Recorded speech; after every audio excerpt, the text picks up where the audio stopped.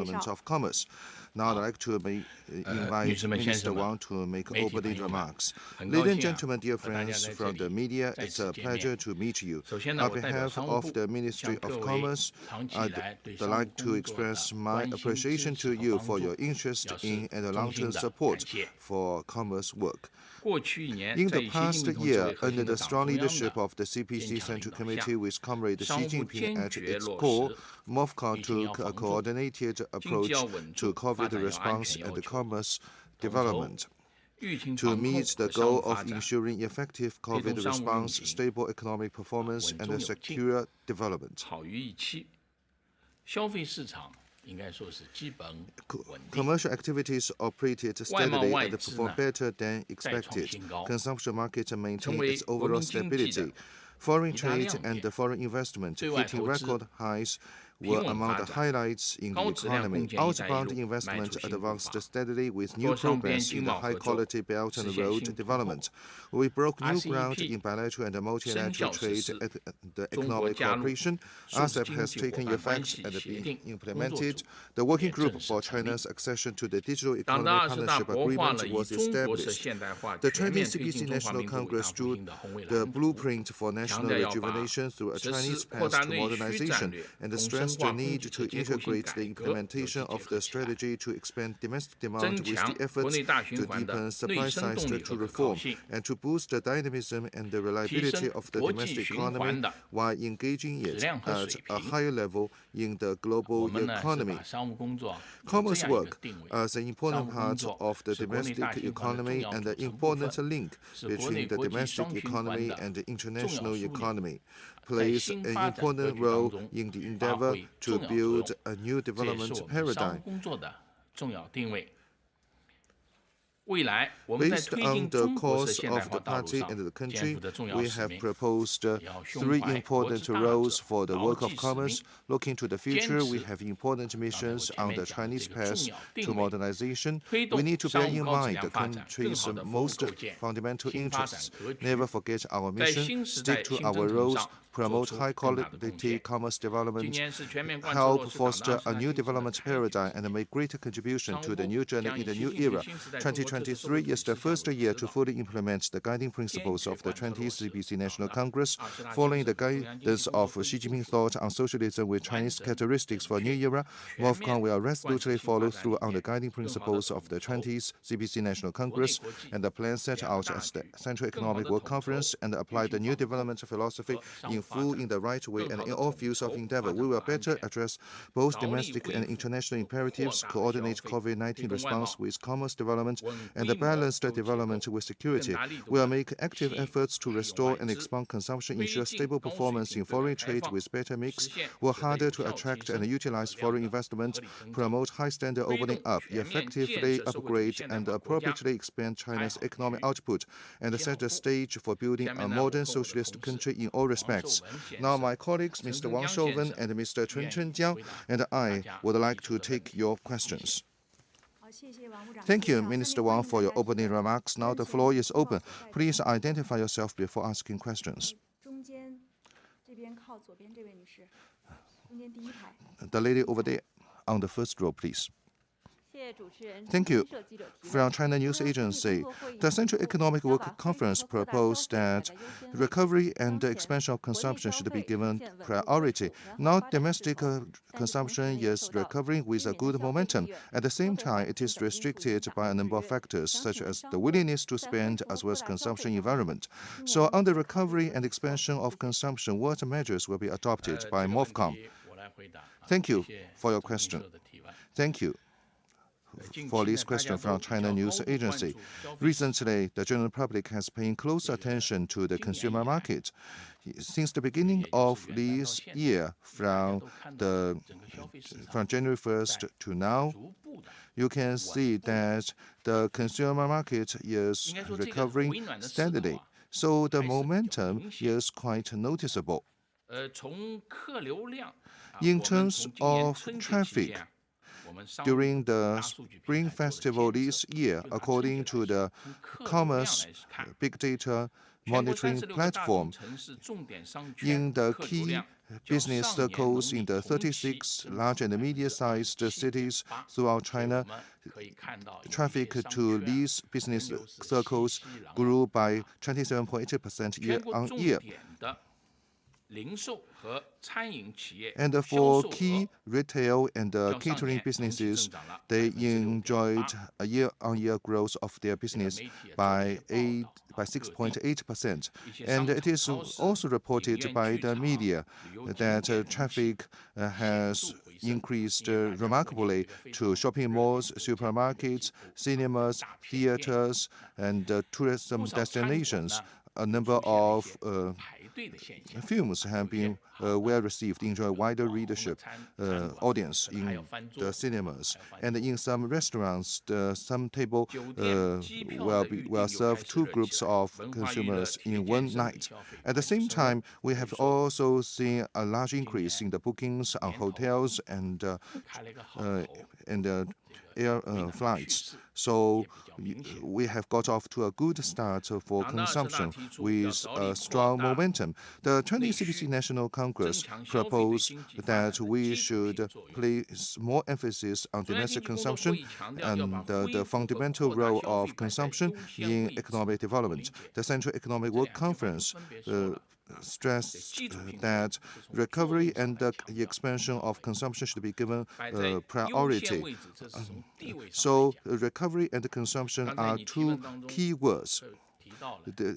The high status has been given to consumption. You have been talking about two key words, recovery and expansion. I'd like to share with you my understanding on this issue from these two key words. I'd like to share with you our considerations and the plans.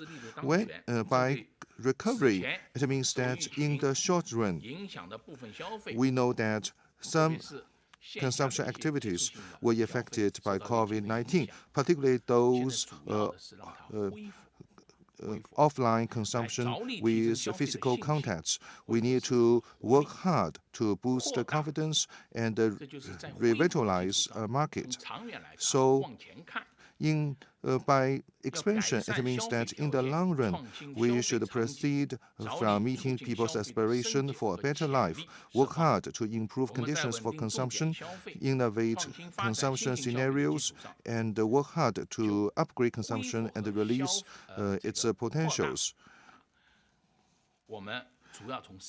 We will work from three perspectives in order to stabilize key consumption areas and come up with new consumption types. First, we will launch a series of events themed on the year of consumption revitalization in order to boost confidence and vitality. This year is designated as the year of consumption revitalization. We will work together with other departments and as well as local governments, trade associations, and the business community in holding a series of consumption promotion activities throughout the year.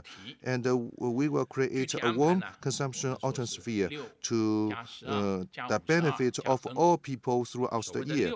We will use a number of figures to categorize our consumption promotion. For example, we will hold 6 thematic consumption events.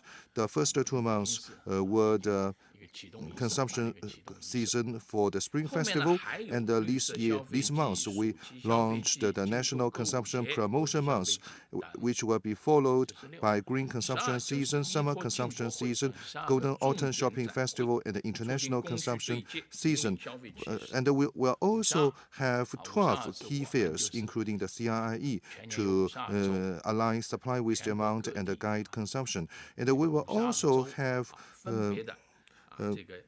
a number of events throughout the 52 weeks throughout the year. Each week we will have a consumption scenario. For example, the ice snow consumption in Spring Festival held in the last month, as well as home appliances trade-in for green living.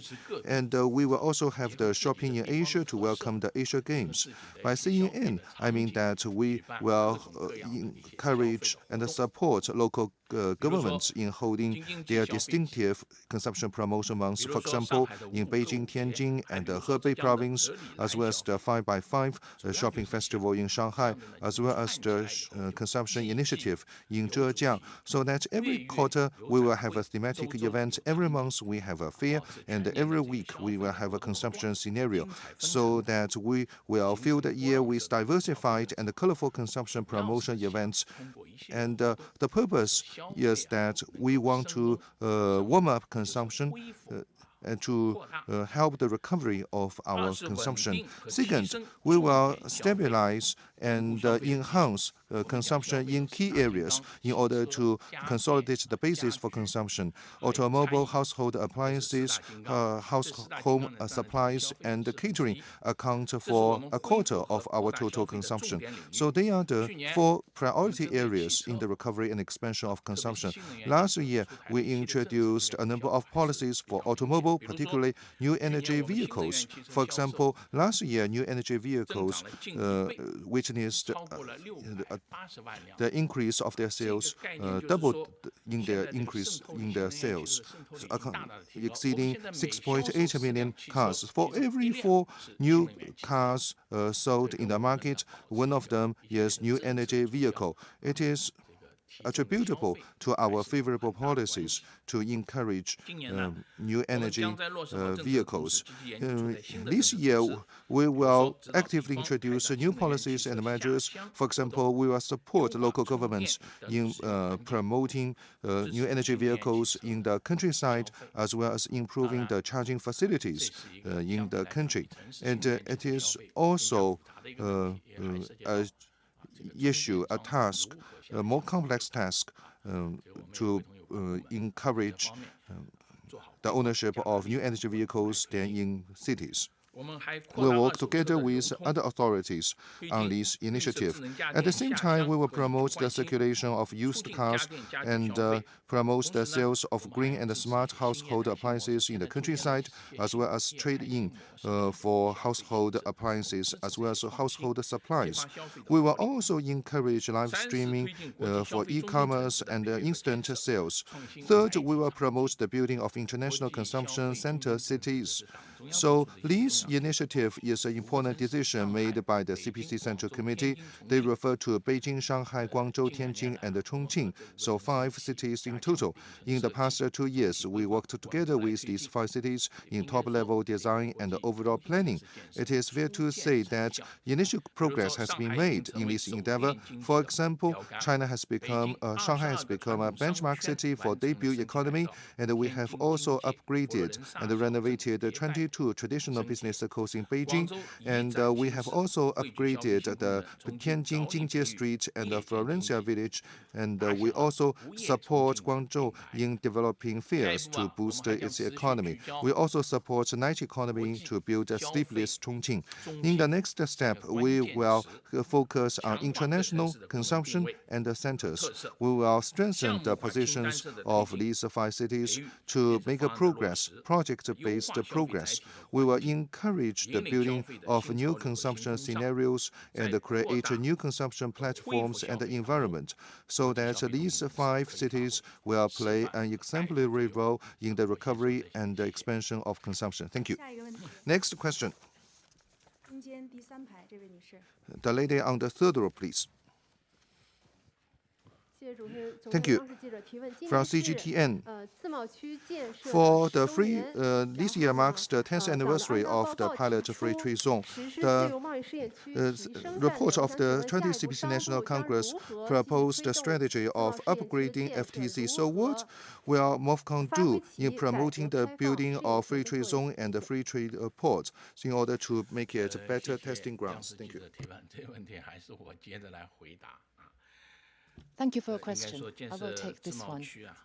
The development of pilot free trade zones is an important strategic measure taken by the CPC Central Committee in the new era to promote reform and opening up. Since the inauguration of the Shanghai pilot free trade zone in September 2013, it's been 10 years. We have set up 21 pilot free trade zones in China, covering the whole country, forming a new landscape of reform and opening up. and Hainan Free Trade Port has also set sail. In the past decade, we have promoted a series of initiatives and practices with the groundbreaking progress. A batch of reform and opening up outcomes have been rolled out nationwide, fully tapping into the role of pilot free trade zones as testbeds for reform and opening up. The main achievements can be summarized into 3 areas. First, they have become a leading force in high-level opening up. To sum up, they have become a leading force in reform and opening up. Lots of the firsts have been created in pilot free trade zones. For example, we introduced the first negative list for foreign investment access in pilot free trade zones, making the important first step for the management model of pre-establishment national treatment plus negative list. After 7 reductions, the number of items are getting smaller and smaller, reduced to 27 items from the original 190 items. In the pilot free trade zones, the negative list for manufacturing has been reduced to 0, and services liberalization have gone further, representing wider and wider liberalization. In Hainan Pilot Free Trade Port, we also introduced the first negative list for cross-border services trade, transforming the management model of services trade. Second, they have become pioneers of deepening reform. We piloted the separation of certificates and licenses, as well as the first single window in international trade and the management system for foreign investment access. We also created the first free trade accounts in pilot free trade zones. 278 institutional innovation outcomes have been rolled out nationwide, involving trade facilitation, investment facilitation, financial liberalization, innovation, mid- and post-event regulation, as well as SCIO reform, promoting the continuous unleashing of reform dividends. Third, they have become demonstrators of high-quality development based on China's advantages in a huge market, and based on our endowments, we have attracted quality global resources and put them in pilot free trade zones. In 2022, the 21 pilot free trade zones reported an increase of 53.2% in utilization of foreign investment in high-tech industries, much higher than the national average. So their pulling effect is showing good results. The pilot free trade zones and pilot free trade port are increasing their capabilities to serve major national strategies with their own strategic positioning and advantages. The 20th Party Congress put forward the strategy to enhance pilot free trade zones and accelerate the implementation of Hainan Free Trade Port. So the key to implement the strategy is to focus on enhancement. A very important lever is to align with international high standard practices to promote institutional opening up. So in this way, we can follow international high standard rules for enforcement, for enhancement, and promote our enhancement through institutional opening up and tap into their role as a platform of comprehensive reform and opening up pilots. We will focus on the 3 areas for enhancement. First,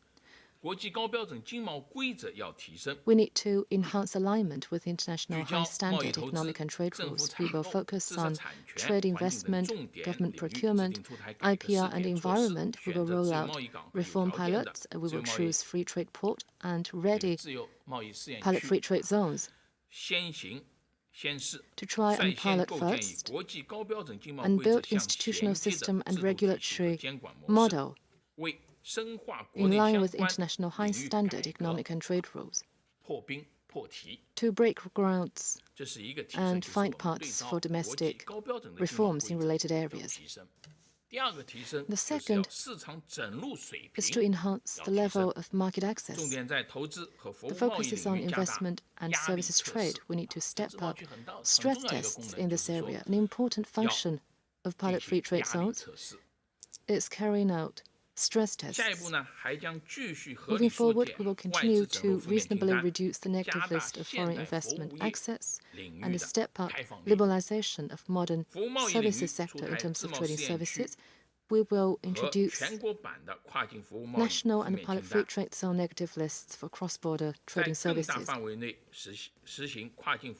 and conduct new management model for cross-border trading services on a larger scale. And the third is to enhance the integration of reform results as well as coordinated innovation. We want to step up cross-sectoral, cross-industry coordination and boost the more systematic, holistic and coordinated pilots, riding the trends of new industry, new business types and new models.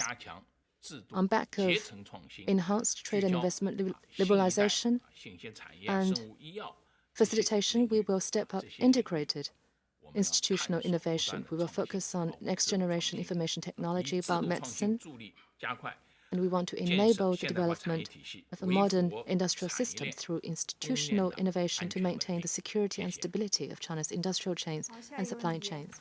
Next question, please. In the second row, please. Thank you. Hong Kong Bohemia magazine. This year marks the 10th anniversary of the Belt and Road Initiative. What are the results of Belt and Road economic and trade cooperation?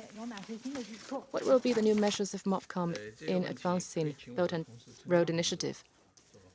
My colleague, Assistant Minister Chen Chunjiang, will take the question. Thank you very much for your attention.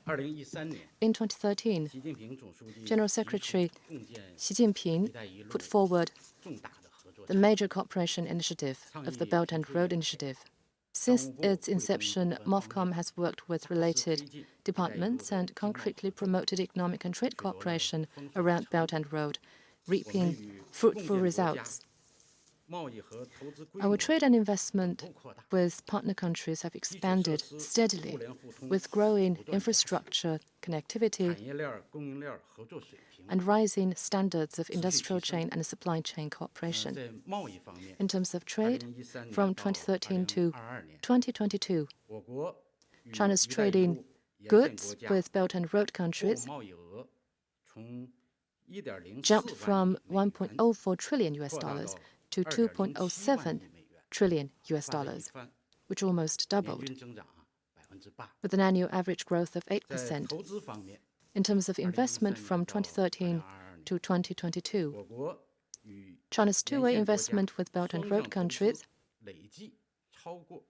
exceeded $270 billion accumulatively. As of the end of 2022, the overseas economic and trade cooperation zones built by Chinese businesses in Belt and Road countries reported a total investment of $57.13 billion, creating 421,000 local jobs. In terms of contractual engineering, in Belt and Road countries, the newly signed contractual value and completed turnover of Chinese contractual engineering companies exceeded $1.2 trillion and $800 billion, accounting for more than half of total overseas contractual engineering value. This year marks the 10th anniversary of the Belt and Road Initiative. At this new starting point, MOFCOM will continue to enforce the spirit of General Secretary Xi Jinping's important speeches on the Belt and Road Initiative, as well as the decisions and plans of the 20th Party Congress, ensure the success of the Third Belt and Road Forum for International Cooperation, and continue to advance economic and trade cooperation around Belt and Road, with focus on the following 5 areas. The first is to boost quality, while continuing to expand trade scale. With Belt and Road countries, we want to optimize trade mix and expand the imports of quality goods. We will get deeply engaged in global division of labor and cooperation and optimize the structure of two-way investment. We will push for the signing of more FTAs with the willing Belt and Road countries and step up the development of FTA network embracing Belt and Road. We will make good use of trade corridors and promote the cooperation to build the new international land and sea trade corridor and enhance the quality and efficiency of China-EU freight train. Second, we will widen scope. With reference to the development needs of Belt and Road countries, we will actively sign bilateral cooperation agreements for green development, digital economy, and blue economy. We will promote all-dimensional cooperation on green infrastructure, green energy, green industry, and green trade. To further burnish the credentials, the green credentials of Belt and Road cooperation, we will actively foster new business types and new models of digital cooperation and develop Silk Road e-commerce and create pilot zones for Silk Road e-commerce cooperation. And third, we will optimize projects. We will promote the implementation of infrastructure projects in the cooperation countries to high standards and explore tripartite and multi-party market cooperation. We will focus on poverty alleviation, health and education, and build more small and beautiful projects to continuously enhance the sense of gain and identity of local communities. We will also push overseas economic and trade cooperation zones to improve quality and upgrade. And we will also develop demonstration zones for economic and trade innovative development with ASEAN countries. Number 4, we will set up platforms. We will fully tap into the platform role of multilateral and bilateral economic and trade mechanisms and build more working group on unimpeded trade and investment promotion working groups. We will ensure the success of China CEC Expo, China Arab States Expo, China Africa Economic and Trade Expo. We will also implement well the economic and trade outcomes of the SCIO Summit, China Arab States Summit, and China GCC Summit, as well as the 9 programs of China-Africa cooperation. Number 5, we will strengthen guarantee.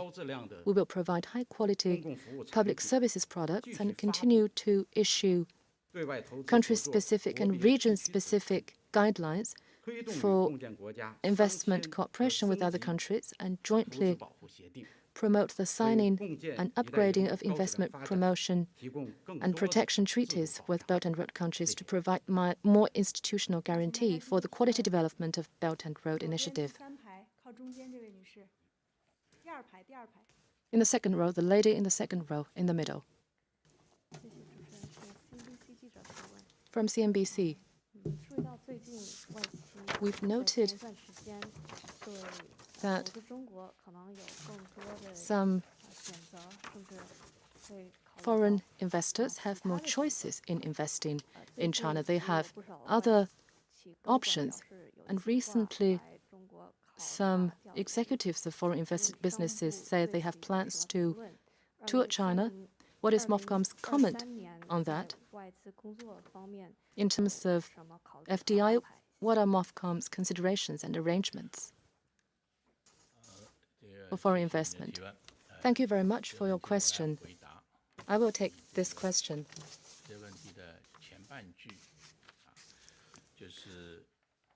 Regarding the first part,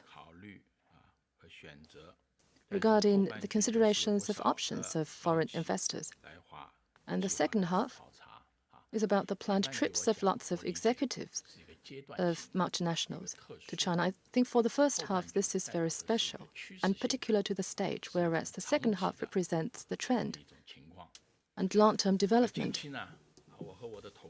Recently, my colleagues and I have also talked to executives of lots of multinationals.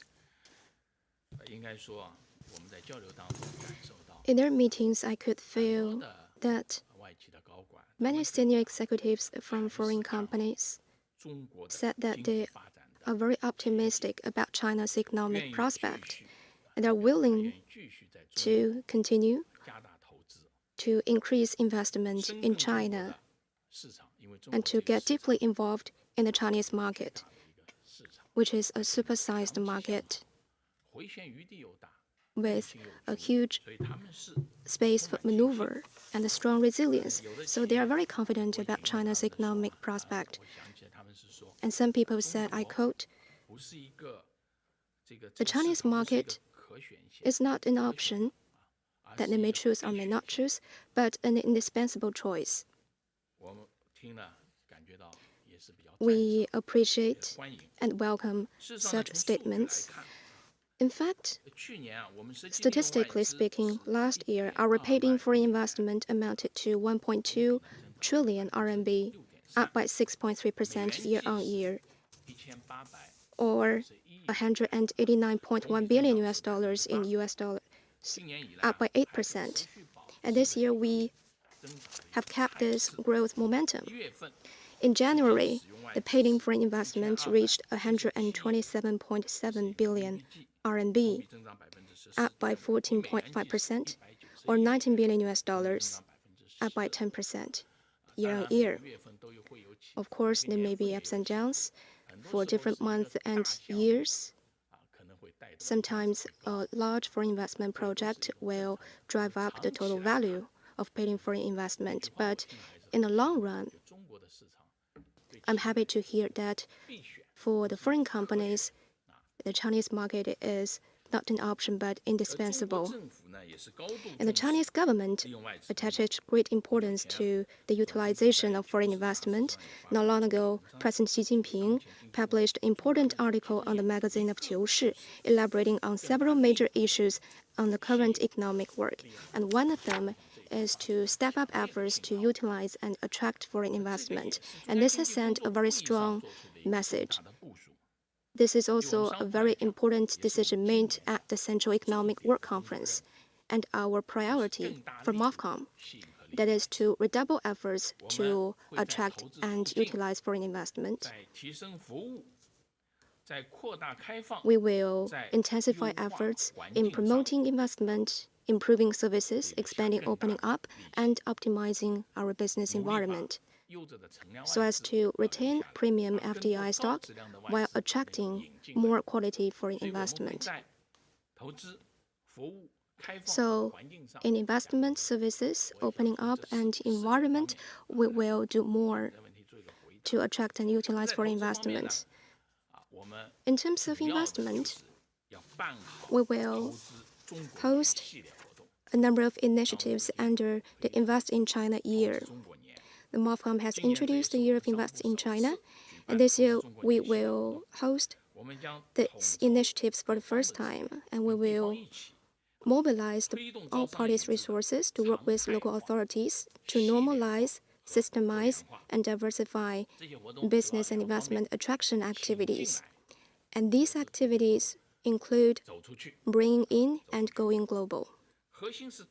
The purpose of these initiatives is to build platforms, smooth channels, and fully present the investment opportunities of China and for different localities, so as to boost the well-established credentials of Invest in China. As for the specific arrangements for these activities, they include launch ceremonies, keynote forums, and initiatives to promote CRIE in localities and multinationals in localities. And these events are about bringing in. Another part is about going global. Now, different regions across China are organizing business trips to go global. Local authorities and businesses would go to Europe, Japan, the ROK, and other regions and countries to conduct the promotion events in a targeted manner. So we combine bringing in and going global. At the same time, we use exhibitions as platforms and fully leverage the role of Chinese economic and commercial consulate offices, overseas, and investment promotion agencies to conduct investment attraction events in multiple forms so as to provide more opportunities. So this is about investment. The second area is services. we hope to serve foreign-invested enterprises in a more targeted manner. We strengthened our services during the COVID-19.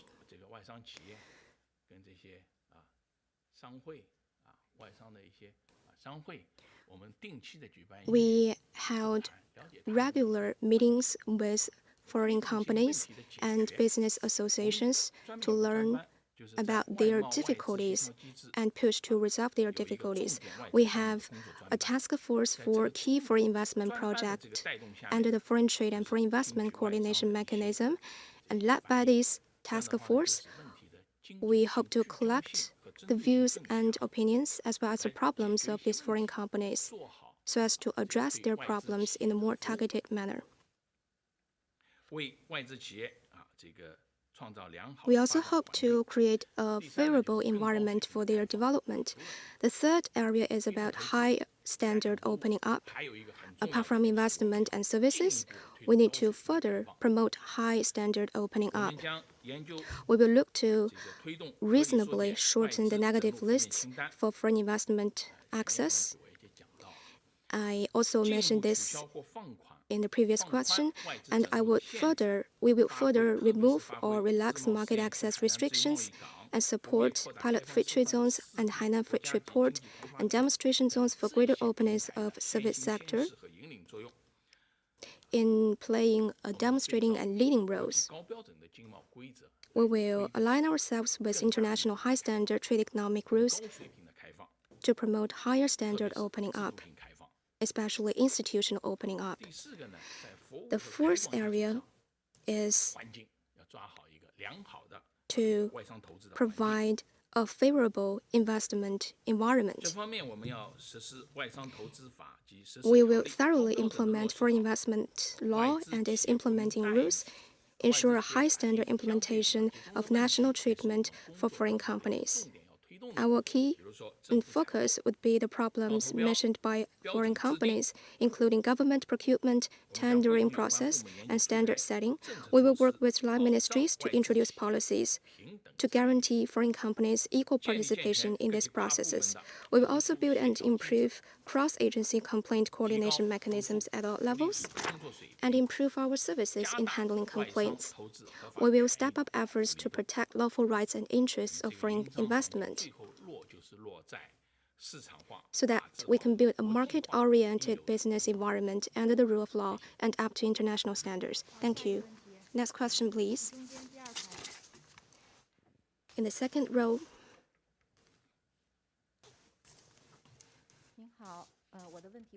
Thank you. My question is about FTAs. We know that China has been following the trend of regional and global economic integration and actively promoting the FTA networks. The party's 18th Congress proposed to speed up the efforts to develop FTAs, and the 5th plenary of the 19th Party Congress proposed to implement the strategy to upgrade FTAs, and the party's 20th National Congress proposed to expand high-standard global FTA networks. What progress has been made in this regard, and what are the future steps will be taken by MOFCOM? Thank you. I would like to invite my colleague, Vice Minister Wang, to answer your questions. Thank you for your question. As you have mentioned, the CPC Central Committee has set great store by the development of FTAs and has made important instructions in this regard. MOFCOM attaches great importance to the development of FTAs and has introduced the measures to implement the instructions of the CPC Central Committee, and we have achieved remarkable progress. First, the friend circle of FTAs have been enlarged. Before the 80th Party Congress, we set up 10 FTAs, and after the 80th Party Congress, in 10 years' time, we added another 9 FTAs. And before the 80th Party Congress, we had 18 FTA partners, and now we have 26 partners. So it is fair to say that we have established a high-standard global FTA network that focuses on neighbors and covers countries along the Belt and Road. Especially last year, in 2022, we have made new progress. Our FTA with Cambodia and FTA upgrade protocol with New Zealand have come into effect. We have also signed with Nicaragua the FTA early harvest arrangement, and we are going to start formal negotiations on FTA.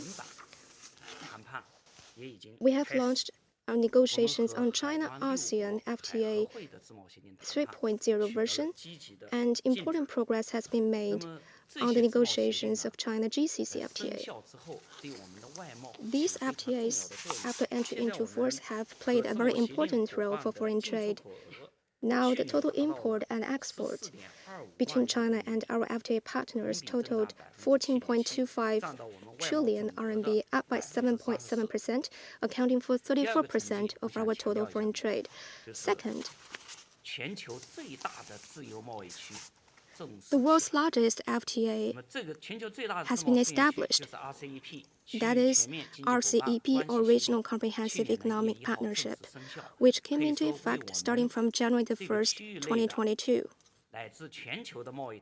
This has injected strong impetus to the trade and investment growth of the region and the world at large.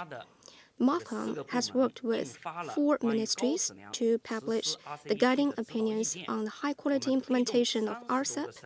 We've promoted more than 30 provinces, regions, and municipalities to come up with useful experiences for the implementation of RCEP.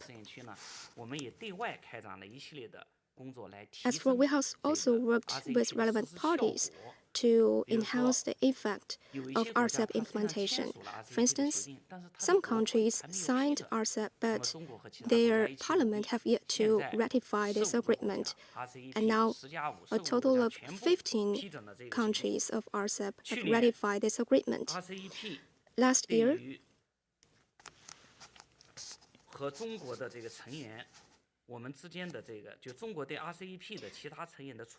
our export to other RCEP members grew by 17.5%, accounting for 27.6% of our total export.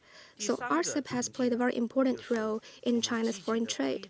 Second, we have worked actively to join high-standard economic and trade agreements and have made positive progress. To be specific, they are CPTPP and DIPA. And these two agreements can represent the highest standard in relevant areas. For CPTPP, China has engaged in exchanges and dialogues with different CPTPP members at different levels. As for DIPA, we also had very good conversation with DIPA members. On August 18th last year, DIPA members decided to establish a working group for China's accession to DIPA. And in November last year, DIPA members and China held a 4-party ministerial meeting. In December last year, we had the launch session of the chief negotiators meeting. We also pay high attention to the development of FTAAP, our Free Trade Area of Asia-Pacific. We've jointly formulated working plans to promote Asia-Pacific integration. Just now you mentioned that the report of the 20th Party Congress proposed to expand the global high-standard FTA networks. The Central Economic Work Conference last year also proposed to work actively to join CPTPP and DIPA and other high-standard trade economic agreements. We need to align ourselves with relevant rules and regulations and standards to deepen domestic reforms in relevant areas. So following the instructions of the CPC Central Committee, we have expanded these global high-standard FTA networks. To this end, we hope to introduce a number of measures to implement these instructions. First,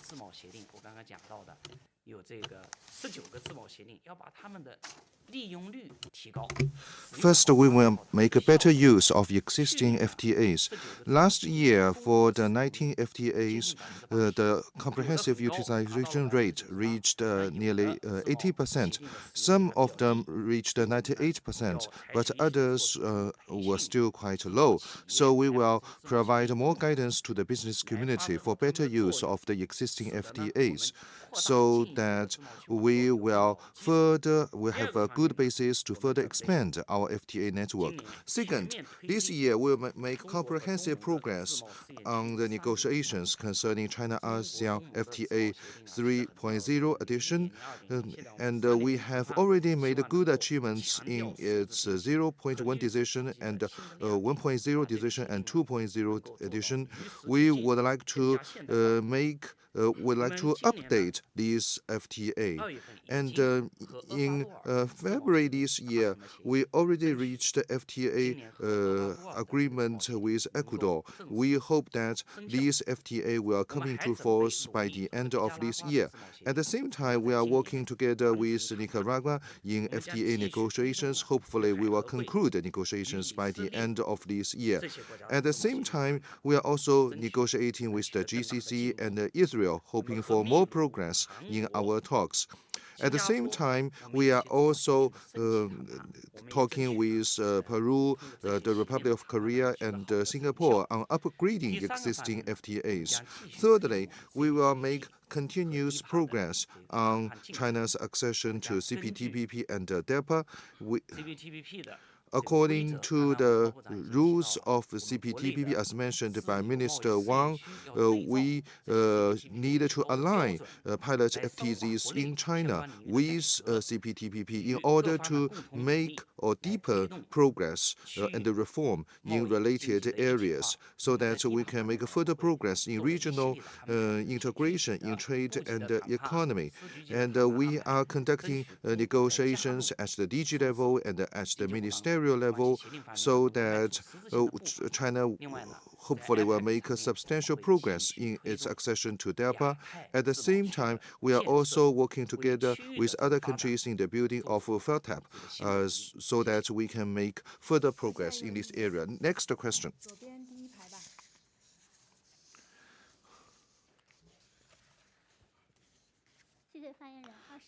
Thank you.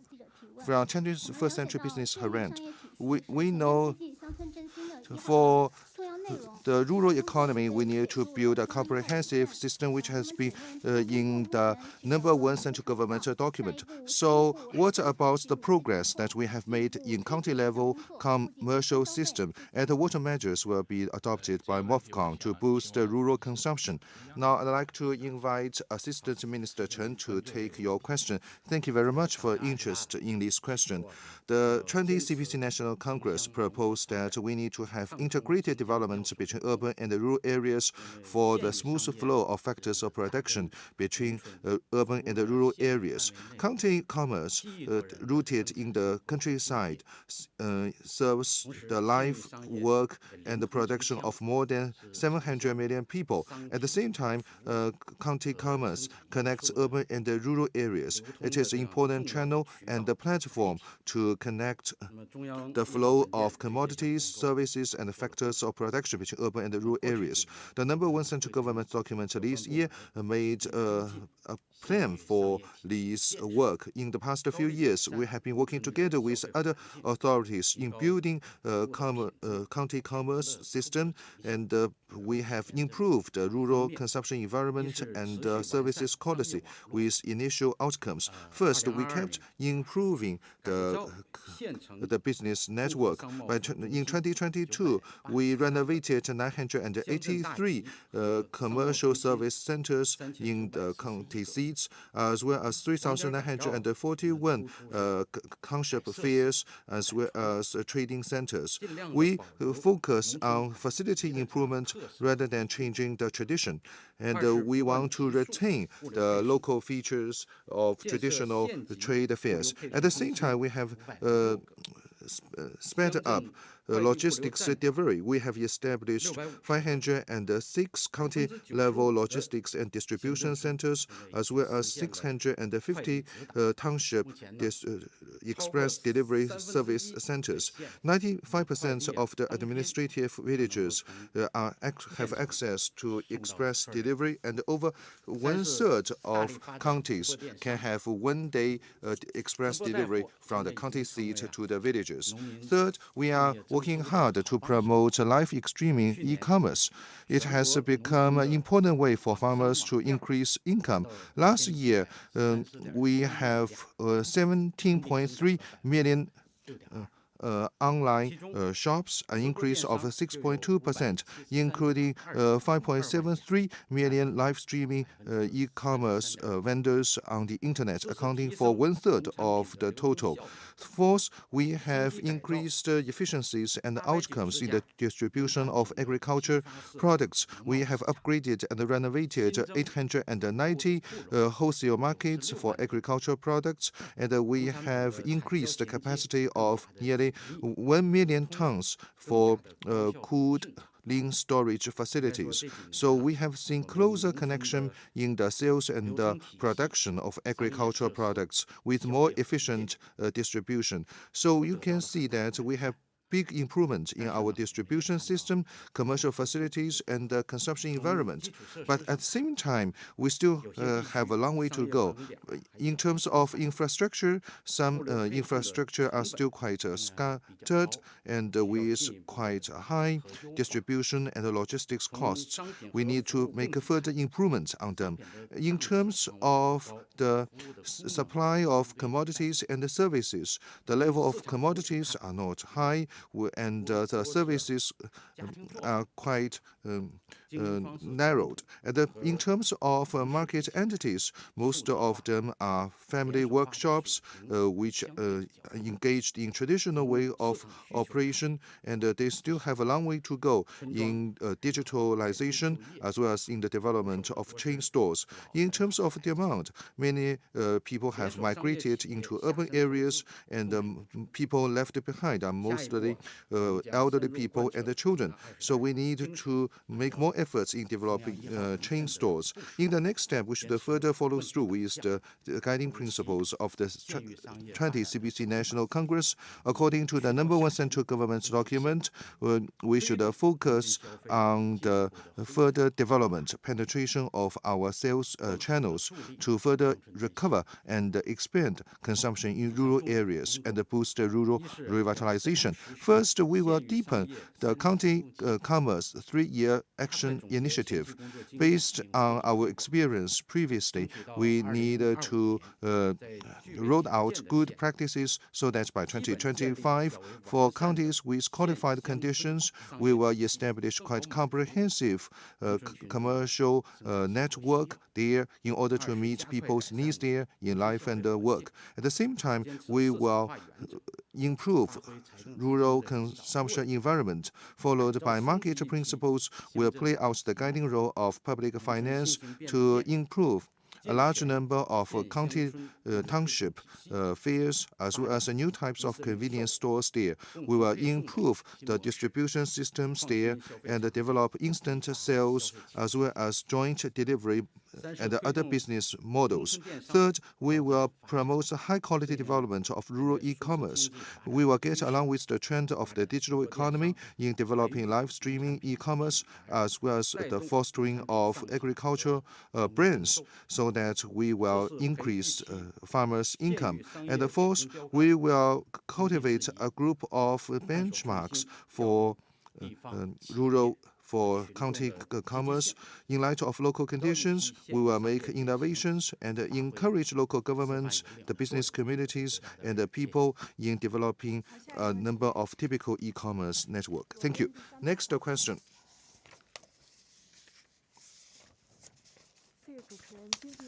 Thank you. Economic daily. The report of the CPC National Congress stressed that we should address the pressing concerns of the people, and some neighborhoods are still troubled by the inconvenience of life. In the past few years, MOFCOM has been engaged in the building of the 15-minute circle of 15-minute convenient living circles. So what measures will be adopted by MOFCOM in the new year? Thank you for your question on the 15-minute convenient living circles. So we have taken a close look into some research. So we have found that more than half of the urban residents actually have their daily spending within 1 kilometer of their communities. That is about a 15-minute walking distance. So within this circle, the consumer market has great potentials. To build such 15-minute convenient living circles will boost community commerce so that people will have easy access to high-quality life and services near their home.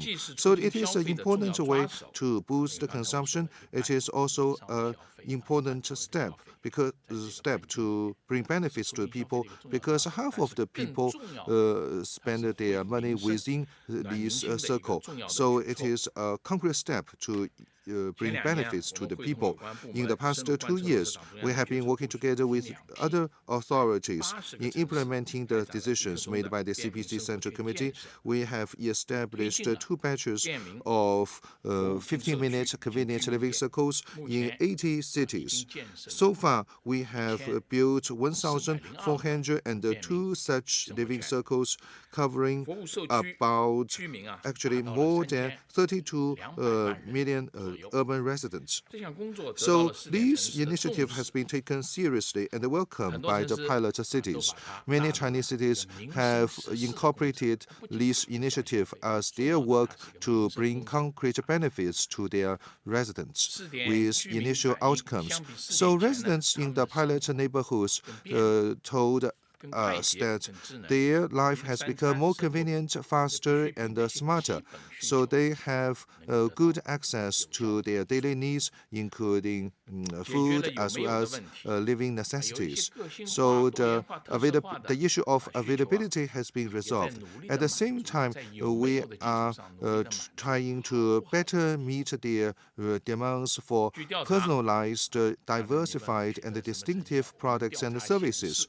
So according to our surveys, about 93% of urban residents living in the pilot neighborhoods are satisfied with this initiative. At the same time, there are still some problems which I believe will be resolved in further development. Let me give you some examples. In Zhejiang, Jiangsu, and Shanghai, they are developing smart mini-food markets as well as neighborhood centers to meet people's needs. In Jinan and Fuzhou, they are developing community workshops and urban libraries to meet local needs. In Hebei, they are integrating business patterns with consumption circles to build the integration of 9 kinds of different circles. And they are also, Beijing, Tianjin, and other 8 Chinese cities are also publishing dynamic maps covering those facilities. In the next step, we will further roll out this initiative in the next 3 years. So it's a 3-year action plan. In general, we will meet their demands whenever they are missing. At the same time, we will not have a large-scale campaign in these initiatives, because we want to provide tailor-made solutions to those to meet those needs. So we need to have a differentiated strategy to meet people's diversified needs. At the same time, we will also improve the consumption space in the community to develop different consumption infrastructure, so that by 2025, for cities at prefectural levels and above, they will all have such 15-minute convenient living circles to the benefit of more people. We will have different approaches, and our general purpose is to meet people's daily needs. So for those problems and concerns, and based on our pilot experience, we will take the following actions to meet their pressing concerns. So we will be question-oriented in our approaches. First, we will encourage the provision of breakfast in convenience stores, so that such convenience stores can be found in each and every community. At the same time, we will encourage the convenience stores to provide breakfast in their communities. And we will also encourage more chain stores and brand convenience stores to meet people's needs. Of course, it does not mean that we will have a uniform approach. We encourage different stores to provide diversified needs. Traditional restaurants can also provide such services. Second, we will strengthen the wet markets as well as repair services. Within 15 minutes walking distance, people would like to have access to all kinds of farmers' markets, big and small, according to local conditions. It can also be farmers' stations. And we will focus on standardization in terms of environment, hygiene, and quality control, so that shoppers can feel reassured in consumption. As for repair service, it refers to the repair of shoes and also the making of keys. It used to be umbrellas, but people always have things to repair. This is also indispensable service for people's daily life. And third, we want to take good care of the elderly and children, including the nursing and care for the elderly and the children, to better suit the aging trends of society, to address people's domestic concerns. So this is not just consumption, it is also part of the social program. We want to address people's most urgent needs, most practical concerns, and be problem-oriented. We want to shoot the trouble for people, and we want to change people's needs list to satisfaction list, and make this 15-minute convenience circles into the happiness circles for people. Next question. The lady in the fourth row in the middle. Thank you, Fox News. In 2022, China's foreign trade hit a new high. China remained the world's largest trading nation in goods, but currently world economic recessional risks are on the rise. External demand is falling, and China's foreign trade environment is grave. What is MOFCOM's outlook on foreign trade in 2023? How will you stabilize foreign trade? Thank you for your question. I will take the question. Like you said, in 2022, China's foreign trade hit a record high. China's goods imports and exports exceeded 40 trillion RMB for the first time, hitting 42.1 trillion RMB, up by 7.7% year-on-year in RMB terms. For 6 years in a row, China's trading goods ranked the world's #1, making important contribution to macroeconomic stability.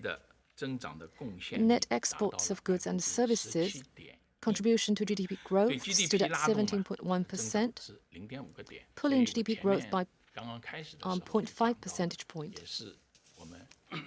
Like I said earlier, this is also a highlight of our last year's economic work. That said, as you rightly pointed out, global economic recession risks are on the rise. There is the trend of stagflation. So external environment has brought grave challenges. According to forecast of the WTO, This year, global trade in goods will only grow by 1%, 2.5 percentage points down from the level of last year. In other words, the chances are very small to grow the pie of foreign trade this year worldwide. So in terms of market share, how can we continue to leverage our advantages? So currently, we face lots of challenges. So how should we view the outlook on foreign trade in 2023? And in such circumstances, what should we do? As for our outlook, the pressure is high, especially with external demand, the weakening external demand. Under such circumstances, many of the Chinese businesses also report that their orders are falling with more delays in order placement. Big orders have been replaced by small orders, and long orders replaced by short orders. And there has also been media reporting in this regard, complete with analysis. This is a reality. Apart from weakening external demand and rising recessional risks, protectionism is rising, and geopolitics has also contributed to the perceptions of our businesses. So for the outlook of foreign trade this year, pressure is growing. What should we do? The 20th World Congress sets forth the task to build a quality trader. So we need to stabilize the scale of foreign trade while consolidating our status as major trading nation. We need to optimize and upgrade trading goods, innovate on trading services, and develop digital trade. So we need to work on all these three pillar sectors of foreign trade. In a nutshell, as for what we will do this year, first we want to stabilize scale. Second, we need to optimize trade mix. We need to preserve the fundamentals. On the platform of 40 trillion RMB, we need to stay steady. At the same time, with upgrading industries and increasing aggregate strength, we need to optimize the structure. Like I said earlier, with the world's growth slowing, we need to optimize mix and boost our competitiveness and boost our shares. To be more specific, in terms of stabilizing scale, we need to stabilize policy so as to stabilize expectations. Last year, the situation was also grim. We all experienced the COVID shocks, uncertainties in external demand. We introduced 2 rounds of policy measures for foreign trade, which yielded good results of 41.2 trillion RMB, and this year we will continue to consider policies according to the needs of market entities. We have been surveying related provinces and businesses to understand their difficulties in foreign trade, according to which we will introduce policies in line with international rules and practices. Through policies, we want to stabilize expectations. Second, we will stabilize markets. Traditional markets like the US, Europe, Japan, and ROK, we need to steady these markets. We also need to explore new markets in ASEAN, Latin America, as well as Belt and Road countries. And the growth of these markets shows huge potentials. Last year, ASEAN's growth far outperformed our traditional markets, and ASEAN has become China's largest trading partner. And third, we will stabilize trade channels. We will make good use of trade promotion activities, for example, the Canton Fair.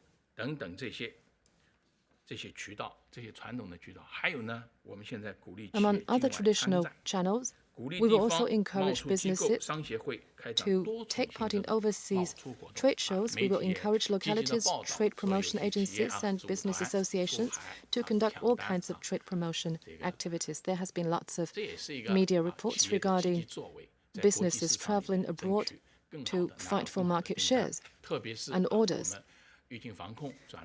especially with the gear shift in our COVID response.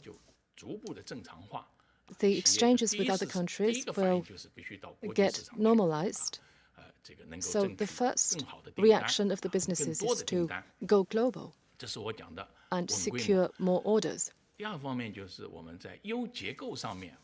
also in terms of optimizing trade mix, we will also focus on 3 areas. First, we will optimize trade pattern.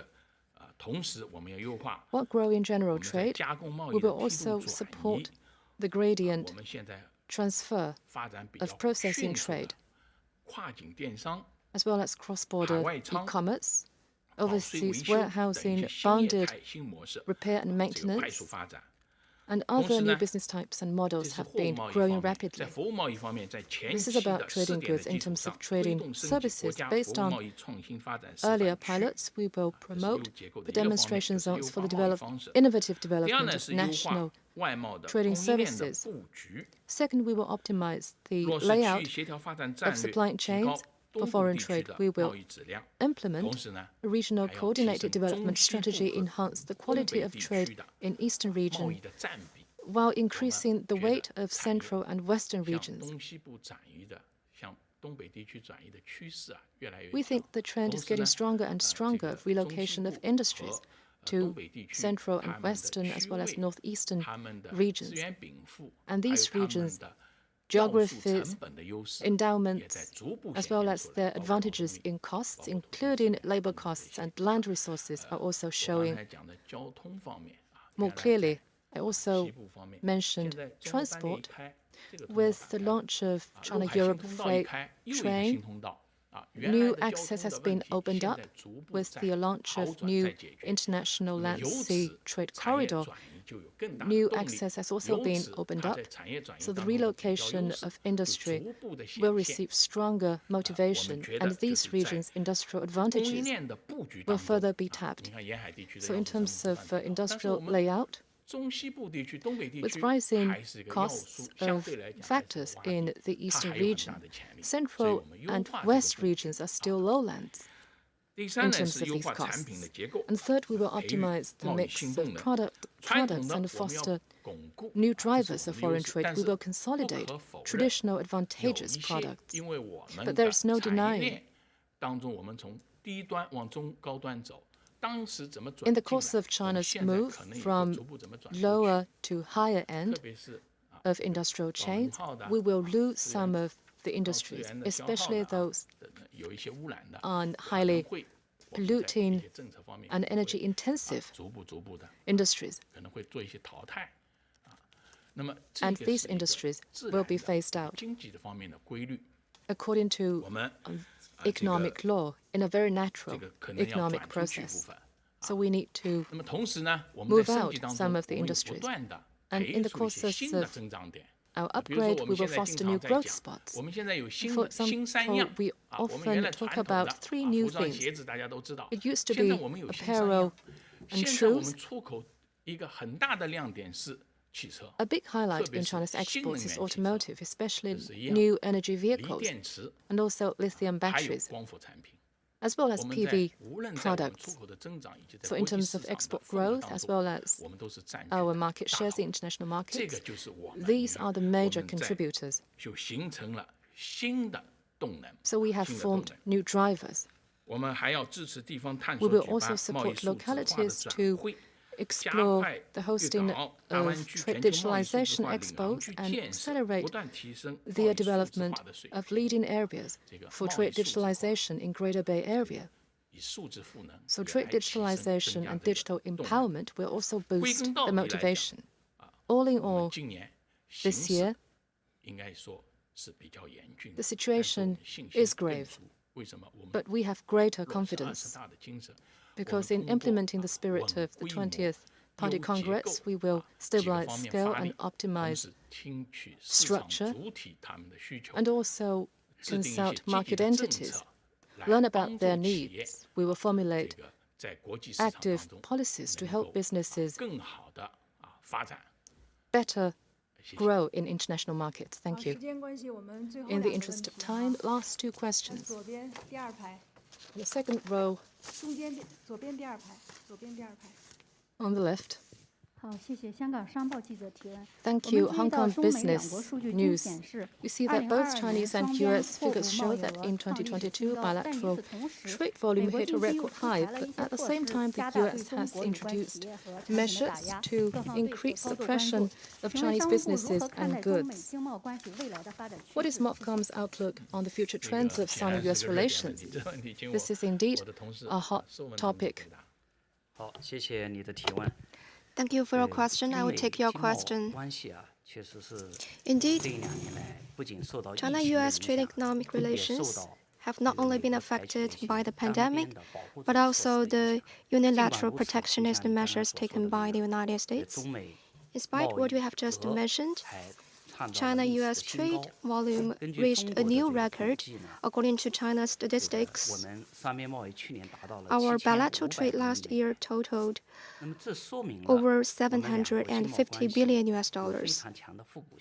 This shows that our economies are highly complementary, and there is also a strong resilience for our economies, especially over the past 3 years in a row. The share of U.S. agricultural products to China is rising to nearly 20% in 2022. And China is the U.S. largest exporting market of its agricultural products. Every year, China pays $15 billion of IP royalties to the United States, and this shows the high complementarity of our economies and strong resilience. However, such potential has yet to be fully untapped. For instance, last year, China's exports to the world is 6 percentage points higher than China's export to the United States. The growth rates of these two figures is about 5 percentage points, which means that indeed, and China's export to the United States is growing at a faster pace. However, China's export to the rest of the world is growing at a faster pace. The reason behind that is the restrictive measures taken by the United States on bilateral trade. These restrictions have constrained our trade and economic development. They have also undermined the U.S. comparative advantages and the competitiveness of U.S. products. This also has weakened the confidence and willingness of the business of the two countries for long-term cooperation. For instance, for Chinese companies, whether the United States is still a reliable source of supply and investment partner.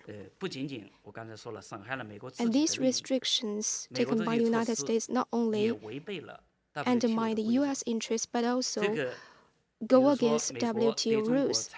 For instance, the United States introduced 301 tariffs on Chinese products more than 4 years ago.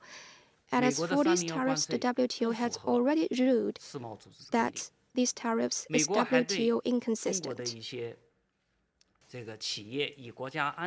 The United States also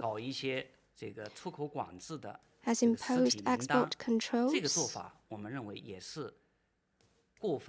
under the ground of national security. We believe that this is abuse of national security as well as WTO rules, and China also filed a case against the U.S. abuses of national security at the WTO. As for our future economic and trade cooperation prospect, we believe that there's a strong potential in trade economic cooperation with strong resilience. We need to fully leverage the essence of bilateral trade economic cooperation, which is about win-win cooperation. According to US CBC's report, the U.S. exports to China has supported over 1 million jobs for the United States domestically. And this export has also lowered U.S. inflation, increased consumers' welfare,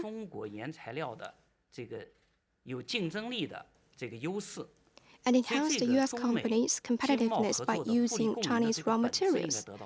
So we believe that this essence, which is mutual benefit of bilateral trade economic cooperation, should be strengthened.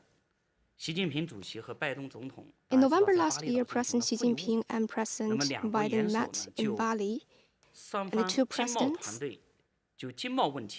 agreed that the two teams could engage in dialogues and coordinations on trade and economic issues. And China stands ready to work with the United States to implement the consensus of the two presidents, follow the principle of mutual respect, peaceful coexistence, and win-win cooperation,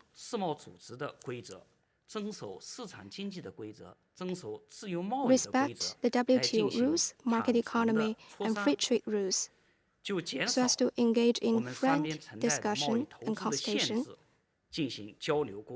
on reducing trade investment restrictions. We need to create a stable and predictable trade economic environment between the two countries, enhance our business confidence in cooperation.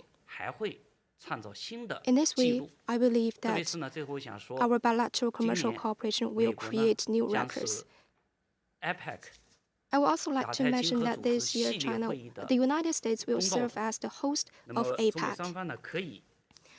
The two countries can take this APEC meeting as an opportunity to engage in dialogues through multilateral, bilateral, and regional channels, so as to work to resolve our respective concerns on trade and economic fronts. Thank you. Last question, please.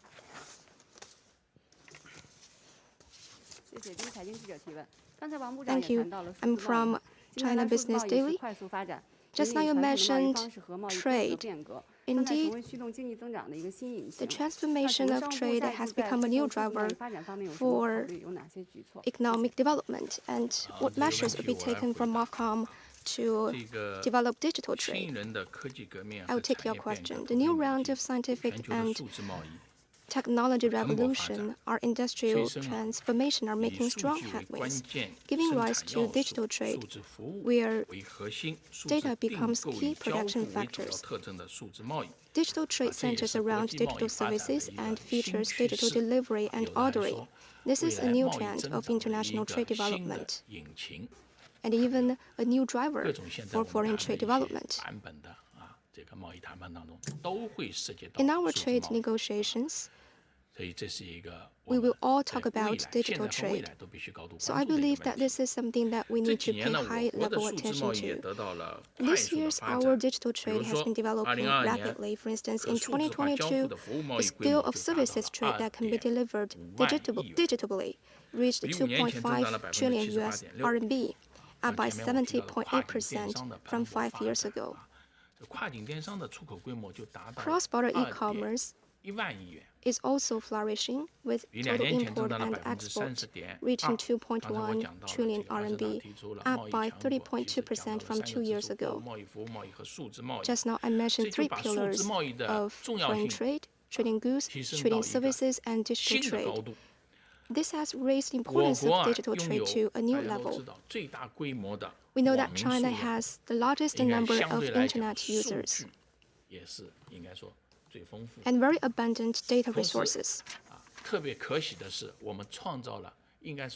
the same time, we have most diversified application scenarios. All of these would help to lay a solid foundation for the development of digital trade. In other words, we have a strong foundation, we also have a huge potential and broad prospect.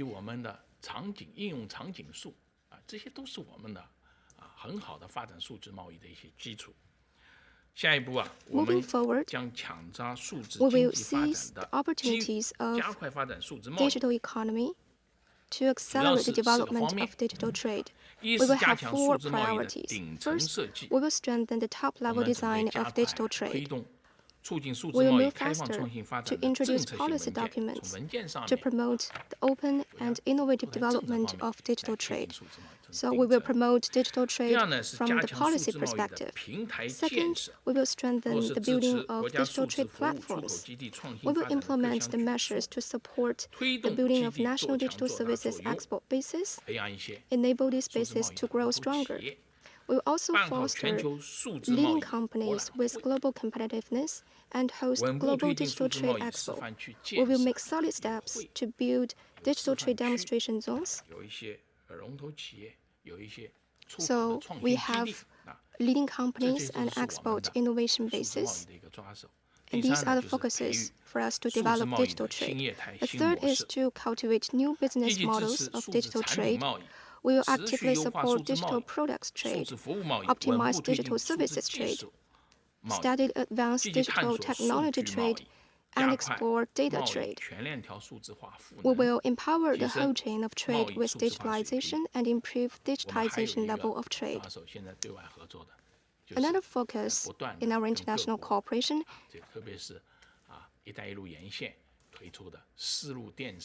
is to develop Silk Road e-commerce with other countries, especially countries along the Belt and Road. And the Silk Road e-commerce has been widely received by our partners. The fourth is to establish and improve digital trade governance system. We will build basic institutions and standards on data resource property, transaction flows, and security protection. Just now, Vice Minister mentioned DIPA and CPTPP. We will also work actively to promote China's accession to these 2 agreements. And these 2 agreements will also involve digital trade. We will also play a constructive role in the development of the negotiations on international rules and standards. I believe that these rules on digital trade are very new. We are a country with abundant resources in data and digital trade. We hope that we can have our say in the international community on digital trade. And in this process, we can actively participate in the development of international rules standards. Thank you.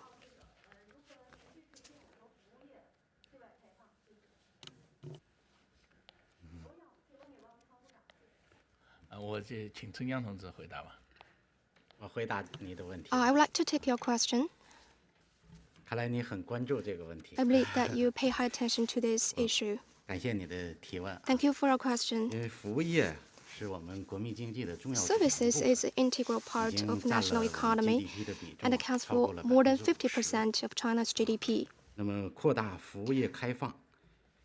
Expanding the opening up in the service sector would help to introduce high-quality production factors, build a modern industrial system so as to facilitate the building of the new development paradigm and high-quality development. The Party's 20th National Congress proposed to build a new system of high-quality and efficient services and integrate modern services with advanced manufacturing and modern agriculture. The Central Economic World Conference proposed to enhance the opening up of modern services. We will follow the instructions of the CPC Central Committee and the State Council to promote high-standard opening up of services, optimize institutions, revitalize market entities, so as to better serve the needs for production and living. This year, we will have 3 priorities. First, relaxing market access in the service sector. In recent years, we have shortened the negative list for foreign investment access. We've removed or relaxed foreign equity cap in such areas as added value telecoms, securities, banking, insurance, and art performance. In the future, we will take the lead to align ourselves with international high-standard trade economic rules and look into the sectors with huge domestic demand and controllable risks, and sectors that can drive the growth of the whole industry and look attractive to foreign investors, so as to further relax or remove foreign investment access restrictions and attract more high-end service companies into the domestic market.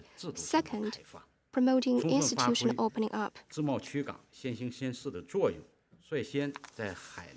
自由贸易港对影响服务贸易自由便利的 We will promote institutional opening up. For example, we will introduce legislations for the free trade port and free trade zones in order to align opening up both internationally and at home.